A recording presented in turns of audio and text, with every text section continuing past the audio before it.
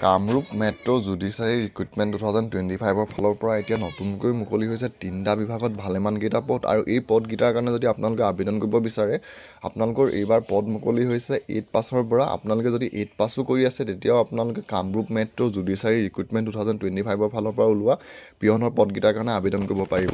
তো পদকেইটা ওলাইছে 3টা বিভাগত পিয়ন, ড্ৰাইভাৰ আৰু 25 চাৰ্ভাৰৰ কাৰণে আপোনালোকৰ পদকেইটা ওলাইছে আৰু এই পদকেইটাৰ যি আবেদন হয় অনলাইন আবেদন কৰা লাষ্ট ডেটটো হৈছে 24 জুলাই 2025 আপোনালোকে এই পদকেইটাৰ কাৰণে অনলাইন যোগে আবেদন কৰিব পাৰিব।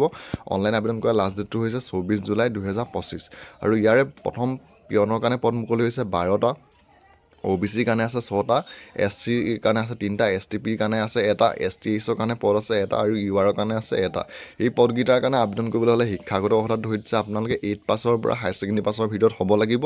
দৰমহাটো থাকিব 12,000 পৰা 52,000 টকা পৰ্যন্ত, গ্ৰেড পে থাকিব 3,900 টকা। ছেকেণ্ড পদটো ওলাইছে ড্ৰাইভাৰৰ কাৰণে 2টা, URৰ কাৰণে আছে 1টা আৰু STHৰ কাৰণে পদ আছে আৰু আছে 1টা আৰু এই পদকেইটাও আপোনালোকৰ শিক্ষাগত অৰ্হতাটো ধৰি দিছে মেট্ৰিক পাছ হ'ব লাগিব প্লাছ আপোনাৰ যোনখন LMV ড্ৰাইভিং লাইচেঞ্চ হয়।